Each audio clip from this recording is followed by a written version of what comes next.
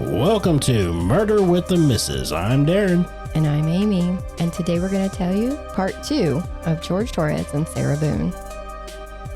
Don't forget to smash that like button and go and check us out on YouTube, Spotify, Apple Podcasts, Podbean, and Facebook. Like, share, subscribe, and don't forget to tell your friends. Make sure you tell your friends. Yeah, we need to grow, y'all. Yep. We're up to like 135 subscribers on YouTube.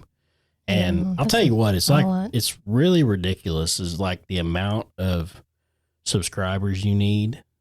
Right. Before you can actually go anywhere. Yeah. And everything. You got to have like 400 subscribers or 500 subscribers and so many views per month or per year. And then if you want to do this one, you got to have 1,000 subscribers or whatever. Right. And it's the same way with Podbean. Yes. You know, yeah, it sounds great and everything, you know, but you got to have 1,000 downloads a month before you can do anything. Well, plus the point of this is to get the word out there about these cases, you know what I mean? And if it's not being spread, it's not an algorithm, it's not popping up. Yeah. And the whole thing is our part in this is like you said, getting the word out there, but it takes time. It does. It takes time. It takes money. It takes, you know, everything. It's not free. No. You know, so like the equipment's not free. The time to take, the editing, the documents, everything, all this stuff, you know, it all takes time and everything. So, you know, that's why we asked for subscribers and everything else. We was going to try to do the Patreon. Man, it's like, why would we ask people to freaking pay subscriptions every month? It's like, but I've seen a lot of YouTubers have like cash apps and stuff. So we might look into something like that. And that's what I'm like, you know, if we could get like people to, you know, send us $1. Well, because main purpose too is to have enough funds to be able to give back to these families, to be able to put into research, to be able, you know, exactly. All kinds of things. I mean, it's a revolving door. I mean, because if we had more funds, we could do more things. You know how we're always saying, well, why doesn't somebody just do another autopsy? Well, that costs money. Well, that's something that we can contribute to. Exactly. I mean, because, you know, the families could be like, we don't have the money to do this. Well, we could, maybe one of these days we could be like, here you go, cut them a fucking check and be like, do your thing. Let's see what we can come out of this. That is end goal for us. Yes. I mean, there's so many podcasts that actually do that right now. And we just want to be a part of that. And, you know, try to help where we can. 100%. You know, we do a lot just by helping out, getting the word out and everything. But we want to be bigger than that. We want to be out there actually helping people. Yes. So anyway, so like I said, share, subscribe, tell your friends, everybody you guys know. Yes. And eventually we're going to get a Venmo, Cash App, whatever the hell. Something. Everything's doing. And like I said, if you guys want to throw us a little bit here and there, I'm not asking for $1,000 or any of this crap. Just, you know, $1 or $2, I'll be happy. It adds up. It adds up. Every little bit helps. Every little bit helps. Yep. Now, this is part 2. You know what I'm going to say. If you haven't listened to part 1 and you're trying to hear something about the trial, you need to start at part 1. Yep. If you're here on purpose, you've already followed so much of the trial that you just can't anymore. There's so much out there. And if you've already listened to part 1, thank you. Yes. Thanks for coming. Because that means you guys like us. They really like us. Mm-hmm. We are liked. Now, this one's going to be a little shorter episode, but I thought it was interesting to see her interactions outside of the criminal court, along with what things weren't brought up. So after I watched the trial, I scoured the internet and the YouTube to see what was left out of court. They didn't talk about they didn't talk to the ex, Brian Boone, enough, in my opinion. Hell, the state didn't even really do much. They let the videos and the text do most of the heavy lifting, which is fine because it got the job done. So I wanted to hear the full interviews with all those people. And here's some of what I learned. So if you want more, you can find these interviews all over the internet. We'll start with Brian. He said in his interview at the scene that Sarah gets violent when she drinks. She did it to him a lot. She would punch him, and many, many times would Not Sarah. Yes. Oh my God. And not prior to George. It's like I never would have seen that coming. And this just shows a history. You know what I mean? This wasn't just about George. This is her. He said that he wouldn't get drunk like she did and would use restraint. But George drank a lot too and didn't have that restraint. But he did believe that every time George got arrested, Sarah started it. Oh, I believe that. 100%. Yes. He said he had Lucas most of the time. Remember, she is a excellent mother to her son, but okay. But she always had an excuse on her days why she couldn't take him. He said he thought she just wanted to stay up and drink, and she couldn't really do that if she had to wake up and take Lucas to school the next day. Other reports say that when Lucas was with her, he was usually outside by himself, unsupervised, or he would have to wait at the school for hours because she'd forget to pick him up, and Brian would have to come and get him. So that explains why he called her on repeat on her days. I learned that Sarah cheated on Brian with George, which we brought up in the first one. He had deleted a phone call from her that she made the night George was in the suitcase. He said he didn't pay attention to what she said because she had woke him up and he was just trying to get off the phone with her. He was already over her shit, but I wish he would have remembered that she was telling him something. I know. And I don't know if this is something he's saying he forgot because he's still trying to kind of protect her, or if he really just wasn't paying attention. Because we have people that call us. He has so many reasons like not to. I know. Right. You know what I mean? I know. Now's the time, Brian. Strike. Yeah. It's like, this is your chance, buddy. Yeah. Let it all out. Tell your side. Yeah. Your time to shine, buddy. Now, the apartment manager at the complex said that Lucas was outside a lot by himself or with George. Well, I'll tell you, hold on, if there was any time a divorced parent deal. Yeah, co-parenting. And where the mom like controlled the child. Mm-hmm. Where the dad was like, didn't get to see the kid very much or, right. Whatever. And the mom fucks up. Mm-hmm. That was like the time. Yeah. To really come out and say, hey. And I think it would just have been his way of finally getting rid of her. And it's like, but it's his time to say, hey, we're going to try and tell you guys. I've told y'all so many times before. And you guys just thought it was, it's a female or, exactly. Or, whatever. Exactly. She was still so much in his life. Yeah. That he's probably just the weight that has come off his shoulders. Oh, yeah. Now, like I said, he was never outside with Sarah, according to the apartment manager that she saw. And she talked about a time where she had to cut through a chain to free up George's bike because Sarah had chained it to the outside air conditioning unit. The bike is a whole other thing. In one of the 911 calls, she tells the operator that she had bought George a bike, so it was hers, but he took it. The operator was like, ma'am, that's a gift. If you buy something for somebody and give it to them, it is now theirs. You're not allowed to control it anymore. It's not how that worked. But to Sarah, because she had bought it, it was hers. She's such a tool. So the bike was her son's? No, Sarah bought a bike for George because he didn't have a car. Oh.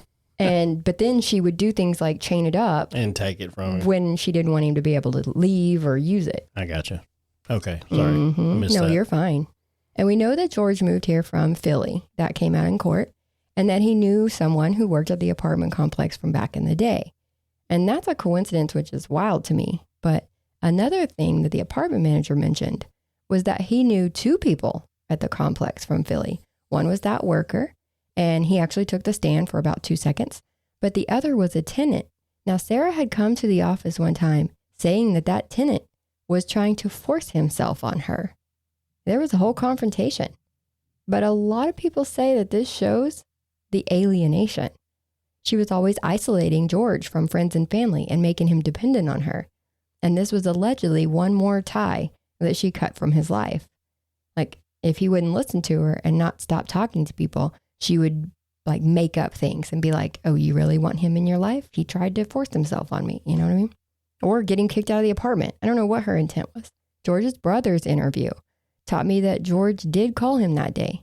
And then suddenly, Sarah decided that she needed to call her brother when George didn't get off the phone fast enough. That's when she started in about George choking her. His brother says that he was on speakerphone and his kids were hearing all of this, so he had to get off the phone, and sadly, that was the last phone call they had. He talked about a time when Sarah threw a phone at George, giving him a black eye. See, we didn't see these things in court because men, historically, do not report domestic violence like women do. It's just a known fact, and they don't document it either. So he wasn't taking pictures or any of this stuff of the damage that she was doing to him, so we couldn't see any of that. Well, another thing is, too, is like, did George know how to do that stuff? I'm sure he did, but there's a lot of men out there that's like, I can't say that a woman beat me up. You know what I mean? Like, I don't want to be that guy. So I don't know if it's the Whatever, I say it all the time. I know you say it, but it's not true. This one's actually true. It's different. He talks about a time when Sarah tried to hug their dad and he didn't want to hug. So Sarah pushed him down. And it's believed that this was the same incident where she told police that his family hated her so bad that they had to pull George's sister off of her once. Girl, if you push my dad over, we're going to have problems too. But that is speculation if that was the same incident or not. Your dad got pushed over. You're fighting. I'm not asking any questions. No. I'm coming straight at you. But this shows that she created situations, but when she told the story, she was the victim, never the instigator. Yep. I mean, don't start none, won't be none. Damn right. But she didn't get that memo. Yeah. The brother also mentioned that he was told by someone else that George was riding his bike and Sarah hit him with her car. Okay. Why is this not in court? This is what I didn't get. But there's a whole thing about that. The detectives knew because Sarah told them that George had got into a fight with another one of his brothers and was hurt so bad that he had to have facial reconstructive surgery. Damn. Yeah, it was bad. But when they asked the brother about it, the one that they actually interviewed, he told them that the fight started because Sarah told everybody that he beat her, and that made the brother mad. So she told the cops, but left out the part where she instigated it. See what I mean? And in some of the texts and shit that she says about his fucked up face, like, really? You did that. You did that. Yeah. By making yourself the only victim. I don't think it's okay. It's not okay. But everybody thinks George's was all retaliation. And maybe he couldn't control himself. Maybe he did hit her instead of just restraining her.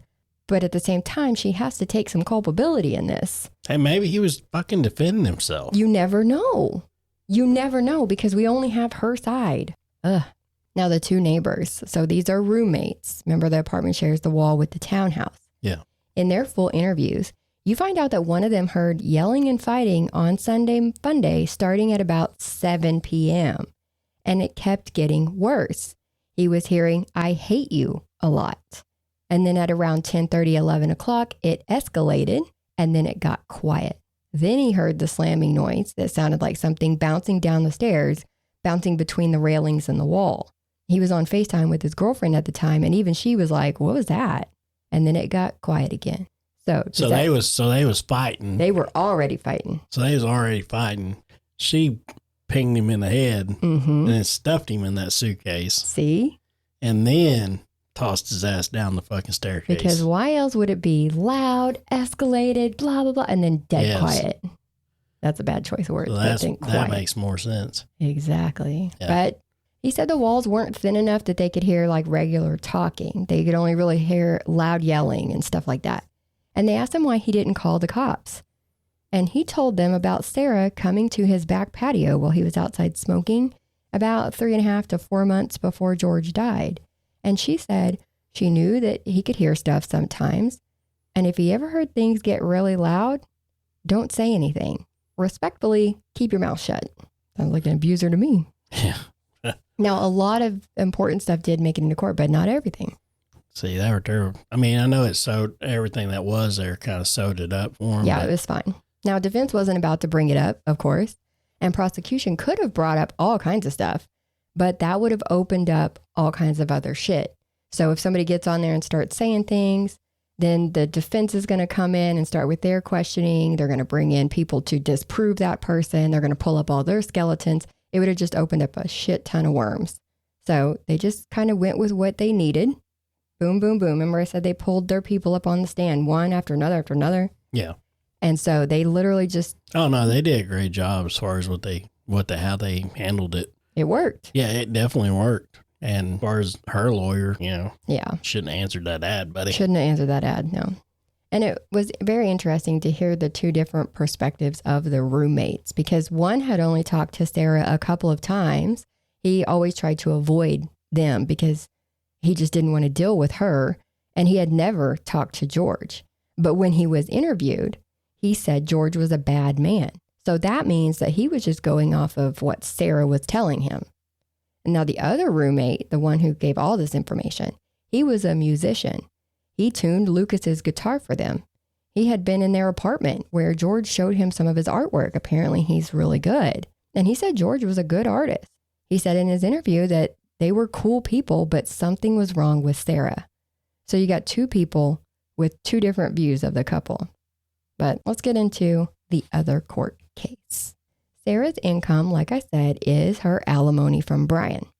He has been trying to get a dissolution of alimony since she is in jail, and he's supposed to be paying her $1,000 a month. He quit paying it because, well, she's in jail. The state is now paying for her food. Well, exactly. I mean, why the fuck should he be paying for fucking alimony if she killed a man? Well, at this point, she wasn't actually found guilty of that until a week or so ago.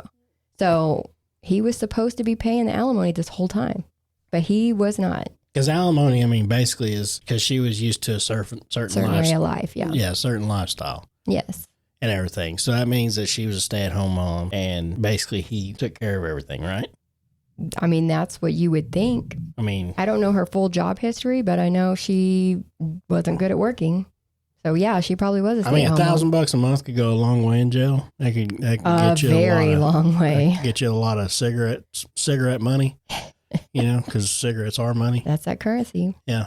But I don't think he should be paying. Well, the problem with it is that legally, since they have a court order that he's supposed to pay her alimony until 2025, he was supposed to still be paying it. So now that's why they're going through the judicial side of it, so he can get a court order saying he doesn't have to pay it. Well, then technically, wouldn't that go to the state and not her?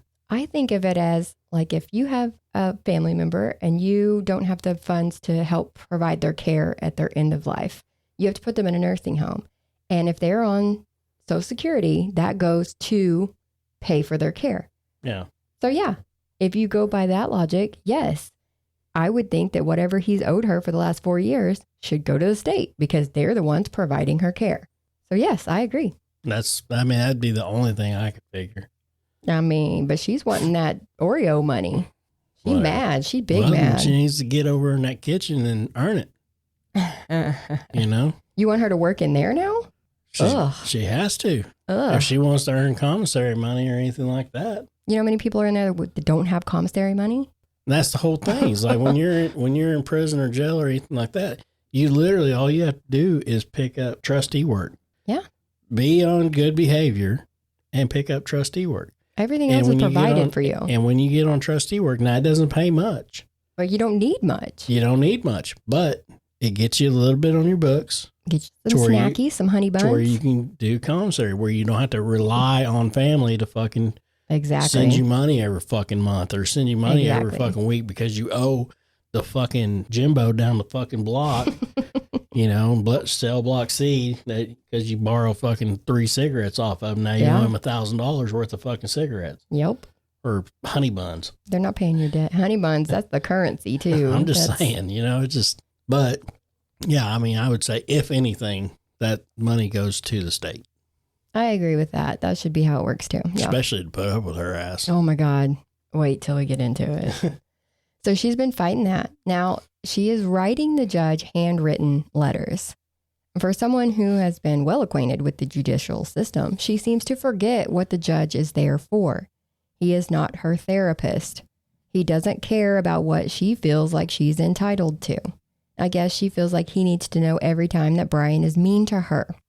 She puts in her letters that she was trying to protect herself from, quote, all caps, still ongoing, hate, lies, slander, degradation, cruelty, and active abuse from former husband, Brian C. Boone. And she always puts former husband, and she'll put the husband in air quotes. She cites that Brian said on a phone call in front of their son, "You're a killer. That's why I'm not doing anything. You are not priority," because she's not. "And you make no difference in our lives," because she doesn't.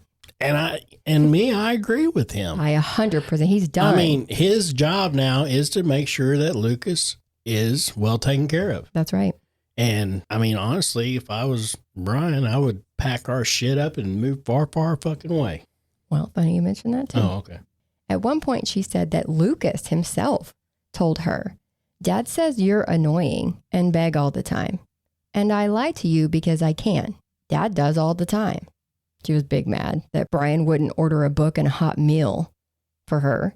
And she said that he made her have to call daily for 13 weeks. Ma'am, that's an abuser's anthem. You made me do this. Like, she sees no problem on her part.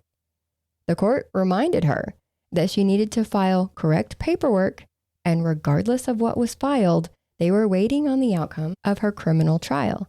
So now she's been convicted, and once she's sentenced, they can go back to family court to finish out this case. How old is Lucas? Lucas is 14 now. He literally just turned 14 a couple of days ago. So he's old enough to form his own opinions on the matter. Yeah. But Sarah is pointing this towards parental alienation, and I can't be on board with that. Kids today have access to everything at the tips of their fingers. And this case has been so widely covered, I'm sure people at his school know who he is. Kids his age and everything, they're on YouTube constantly. TikToks. Hell, our little man he's on YouTube. He is. Now, we watch what he watches. Oh, yeah. He don't watch nothing like this. But, I'm just saying, the whole thing is, like, you can be searching Bluey. Right. And then... you never know what you're going to get. Yeah, you never know what you're going to get next. So you got to watch what's coming up next, or else you're going to get something you don't want. Exactly. And there are true crime followers that are teenagers and kids this age. So I'm sure they're aware of this case. I'm sure they're aware of who he is. So I'm pretty sure even if Brian tried to protect him from all this and keep it out of his life, it's coming in because everybody around him knows about it. Yeah. So he's going to know, and he's going to form his own opinion. But the alimony, like I said, was originally supposed to go until 2025. So she's saying that he owes her for the last 4 years plus his year he's got left. And in her letters to the court, she says that she has been diagnosed with cancer. She mentioned needing surgery. And one letter said, I simply ask for paperwork to review. Wow. Do you hear that thunder? Yeah. Y'all get to hear it too. Yeah, I'm sure that came across. I'm not editing that out. No, leave it. Because that came at the right time. Dun, dun, dun. That's the drama.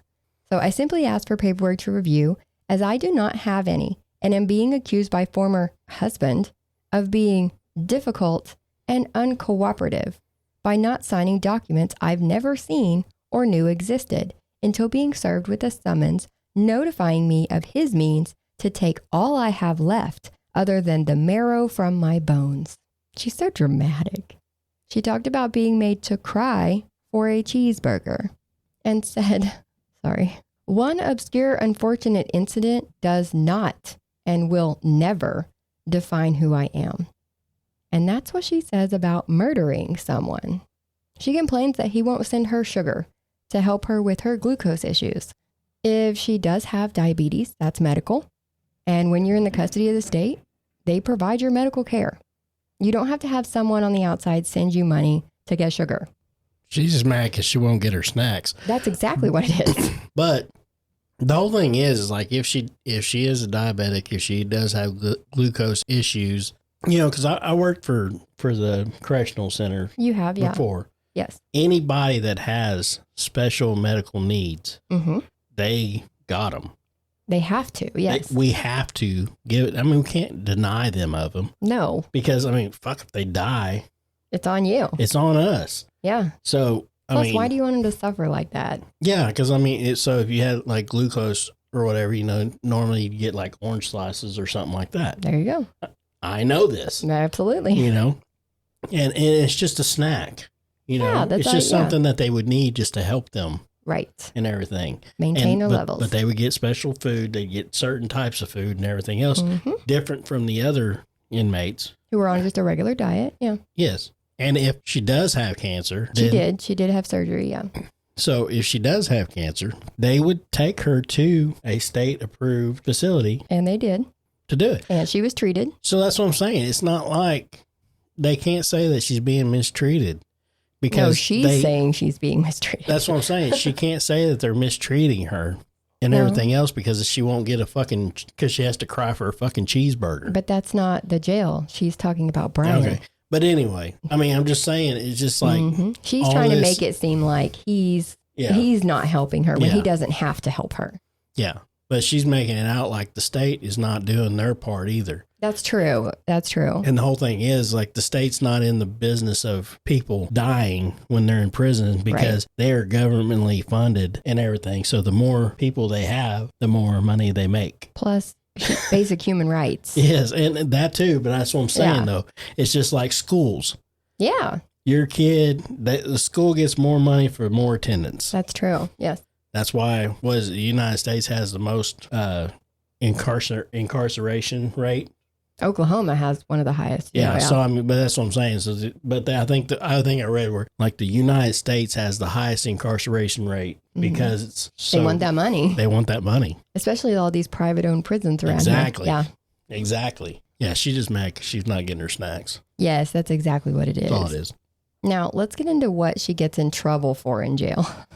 Okay. From the jump, she was on her shit. And so this would be around the 2022, 2021 timeframe. She does have a lot of positives for helping out and cleaning, even when she's not asked. But they are few and far between. She gets in trouble a lot for using an empty locker for her stuff. That's one of the things. You have a locker that you can access, and anything that doesn't fit into it, you have to put into property. So you fill out a little thing of what it is, and they take it and put it basically like storage. And then if you need something from there, you can request it and they will bring it to you. But she wants access to her stuff at all times. So anytime an inmate gets out or gets moved and a locker near her comes open, she just puts her stuff in it. And that's not allowed. They tell her all the time that this is not allowed. That if they see that a locker that is supposed to be empty has stuff in it, they have to assume that the prior inmate left it behind and it goes in the trash. And she would be confronted when they found her stuff. And she would always pull a Karen. Oh, she asked for the manager? A supervisor, yeah. I mean, anytime a jailer came to her, she'd be like, I want your supervisor. You got so many lockers, you got so many bunks. Yes. The same number of lockers, the same number of bunks. Right. If a new person comes in and all the lockers are taken up, then obviously somebody's using up all the lockers. Yes. So, clear their fucking locker out. Yep. Yeah. I'd just start throwing her stuff in the trash. But they give her negatives all the time for stuff like this, which basically if you get a bunch of negatives or something, they put you in a timeout.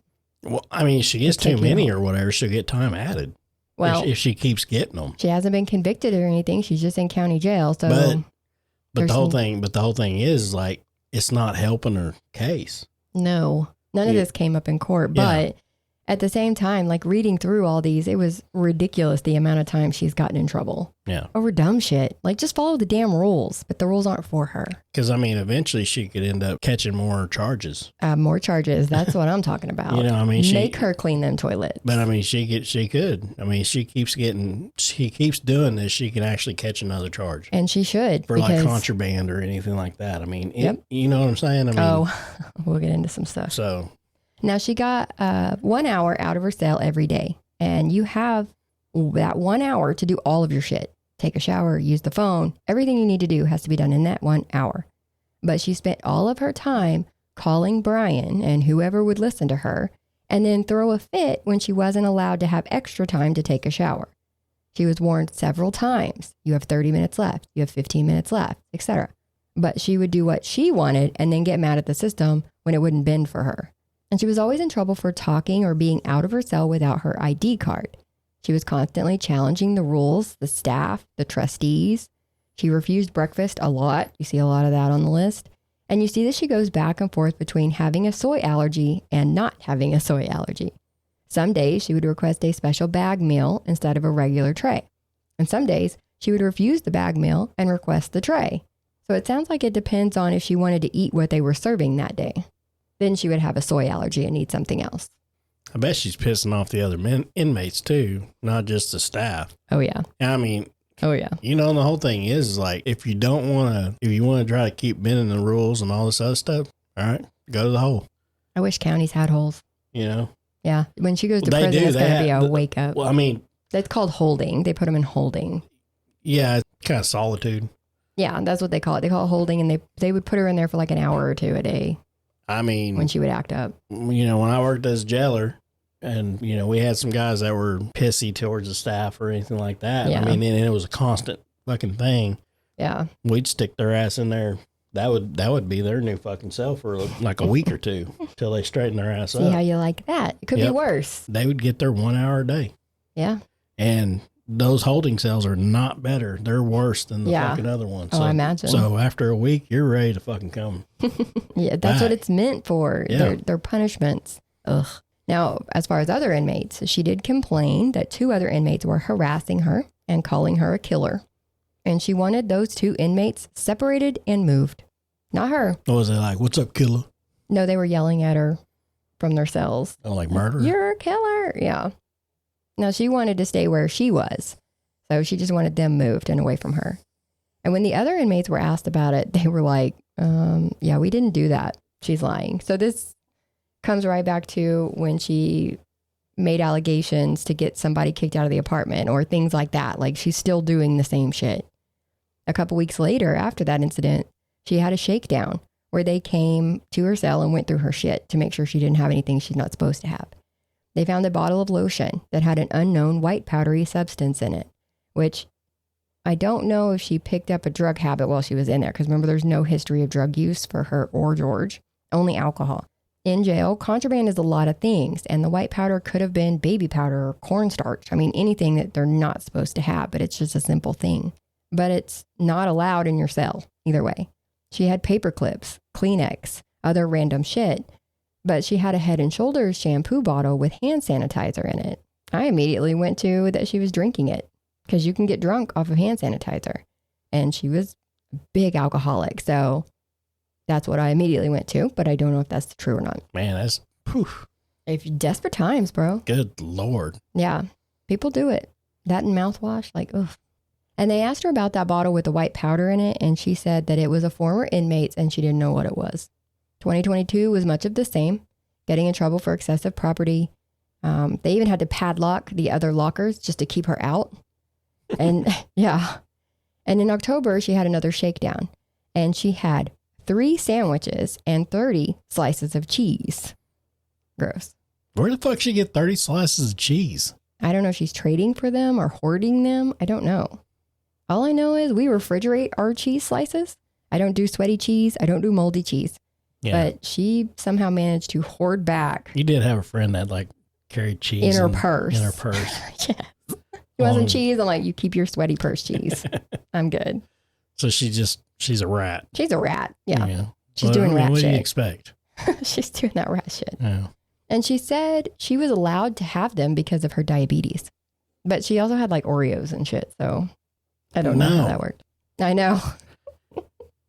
She was allowed to have them because of her diabetes. There's nothing in the state laws of corrections that says that you're allowed to hoard back all cheese your slices. Shit. Yeah. You know what I mean? Now, right before Christmas that year, she had an argument with a staff member and she told them, "You work for me." So she's still entitled. Nope. No, they work for us, the peoples. Now on into... Technically, you work for them. Exactly. Because all they're there for is just to keep the peace. Exactly. And you're there to keep that place clean. She wasn't doing much of that, but she would volunteer sometimes to clean, and we'll find out why. Now, on into 2023, she gets caught with 36 more slices of cheese. Who the fuck's giving her all this cheese? I know. That was in February. And then in September, she got caught with 30 more pieces of cheese. Somehow she's came up with fucking 96 slices of fucking cheese, 3 sandwiches. She's a rat. Wait till I tell you all this. Hang on. Okay. It was 30 pieces of cheese, 15 paper clips, 3 brown bags, 10 pieces of bread, 10 spoons, 6 bra straps, 5 twist ties, 10 cups, 6 whole gloves, 40 cut up gloves, 20 clear bags, several pieces of blue tape, 12 empty chip bags, 7 empty bottles, and an extra pillow. All in one. Like this is why she needs all them fucking lockers. So how was the gloves cut up? I don't know. They did not explain. Did she like have the tip, like the fingers cut off? I don't even know what kind of gloves they are. Was she making like little balloons to go in her prison purse? I don't know. She might have been shoving cheese slices up in her prison purse. That's disgusting. I mean, they kept taking them from her. So she had to hide them real She good. had to hide them real good. Gross. I could have gone without that, but thanks. Or bread. She had a lot of bread. Yeah, she had bread. So this and the paper clips, you know where she got those? She got that from her papers. She's her own lawyer. Yeah. Yeah. At one point she was. Yeah. And when she was her own lawyer, she was getting in trouble for having paper clips, staples, but she's not allowed to have those in her cell. And that's kind of the state's fault because they're not technically supposed to allow that in there when they hand her so they did discoveries or any of that kind of stuff. Yeah. So they did bring her discovery, which was fucking huge at this point because she's had so many lawyers and they've done so much work. But they had to literally make copies of everything and give her the copies. And she got mad because how do I know you gave me all my copies? Yeah. Okay. That's like millions of pieces of paper that you've got in your hand. Shut up. But so I don't know where the paper clips and the staples came from. They had to have paper clipped them to try to separate them out. I would think. But the whole thing is I think it's That'd more be their fault because they know they're supposed to take all paper clips and staples and all that stuff out. Yeah. Before they even go to an inmate. Those can all be weapons. Yeah. You can't have that kind of shit in there. So I bet that's why she would, clean up without being asked. So she was hoarding trash. Yes. She was digging through the damn trash. I guarantee it. I bet that's what guarantee she was doing. Because she would only, or if she was cleaning up by the desk and she'd swipe a paper clip here and there. And they were giving her positives for this. Oh, she was so great today. She cleaned up without being asked, blah, blah, blah, blah. Lady, do you realize she's keeping your shit? Do you realize she's taking contraband back to her cell? I bet now they look at it and they're like, oh shit. Yeah. And there's cameras everywhere That's what I thought. No, there is. There's cameras everywhere. They have to have cameras everywhere because it's kind of a cover your ass theory. Exactly. I mean, because if anything goes down or whatever, they want to know why. Yes. Now, there's not technically one in the cells. Showers. They can have them in the cell, just not in the showers or bathroom. Yeah, they can. Yeah, you're right. They can have them in the cells, but it's like where they get dressed, they can't have them. Where they shower, they can't have them. Or where they go to the bathroom, they can't have them. Right. But their bunks, they definitely can see their bunks and stuff. Yeah. We've seen that on 60 Days In. Yeah. So, I mean, there's a limit. Yes. Because they do lose their rights, when they go into prison. Yes. But there is stuff because there's a lot of male freaking officers at a women's facility. You know what I'm saying? 100%, yeah. I mean, that's just kind of creepy. Yeah. Either way you look at it, I know they're criminals and stuff like that or whatever the reason they're in there for, but I don't want to sit there and look at them. Getting undressed and all this other stuff. I mean, right. Even the prison I worked at, it was like we had one female play, and then one of the girls was like, "Oh, the toilet's not working in here," and they'd ask me to go in there, and I was that was the halfway house. Yeah, and I was like, okay, hang on, and I would get one of the female officers to come in with me, and turns out there was nothing wrong with that toilet. Yeah, they were trying to get you in there. They would probably file a complaint saying you did something or something. Yeah. I was like, no. He said no thanks. Nope, not getting caught up here. Now, they did let her keep that extra pillow because, like I said, she did have surgery. So medical had actually said that she could have an extra pillow after the surgery. I mean, it's just a pillow. Yeah, but at the same time, you got to follow all the rules as everybody. Yeah. If everybody wanted 2 or 3 pillows, well, then I mean, honestly, I think in a prison, they should get a couple pillows anyway because the fucking sleeping arrangements are shit anyway. Well, you're not in there on vacation. Yeah, but good Lord. I know. Now, speculation is that for that surgery and that cancer, it was that she may have had like a small skin cancer spot that was removed because you don't hear anything about that after. And she'd be the kind of person that would use that to her advantage in and out of court. So since we don't see much of that, that's what everybody's speculating it to be. But nobody really knows because medical records are private. And that's just a quick rundown of the shit that she had been up to in jail. And there's a lot of times that she refused breakfast. Probably because they serve breakfast at like 5 a.m, and we all know how much she likes her sleep. You could make a drinking game out of every time she mentions sleeping or wanting to sleep on body cams and interviews. Also with intentionally and unintentionally. Like you could probably make a drinking game out of that too, but you'd be super drunk. And she appeared to have a friend in there. Some speculate that it was more like a girlfriend. She was caught with Sarah's stuff in her locker, no pun intended. And she visited her once she was out of jail. So this girl would come back and visit this woman. Come back and visit Sarah. And they have logs of visitation. So in person and by video visitation. There's a lot of times that Brian and Lucas were scheduled to visit, but Lucas would not. He would not show up. Brian would still do it though. And that's another indication to me that maybe Lucas has his own opinion in the matter, because this is his mom, but kids know shit. They see shit. And he knows what's going on before she went to jail, and now he knows why she's in jail. So I really do think that just lends to the theory that he doesn't want to be around her. And he has the ability to choose who he wants in his life. And I think Brian is finally at a point where he feels like he is free of her too. He talked about never really being able to make plans or anything because he had Lucas all the time. And even when he did go to Sarah's, he knew he had to be close and available in case he had to come pick Lucas up for whatever reason. Because sometimes Lucas would literally be there for a couple of hours and then they'd call Brian to come and get him. And he wanted to move closer to his family, but he stayed right down the road from Sarah for Lucas. I really hope it worked out for them and they can go ahead and move. Yes, and they did. They did? Good. Yeah, they did. And that was in Sarah's letters to the judge too. She was very against that. But as you see, she has a hard time realizing that she has no say in where Brian moves to now. Well, no. No. Now, he did stay in Florida because his family lives in Florida.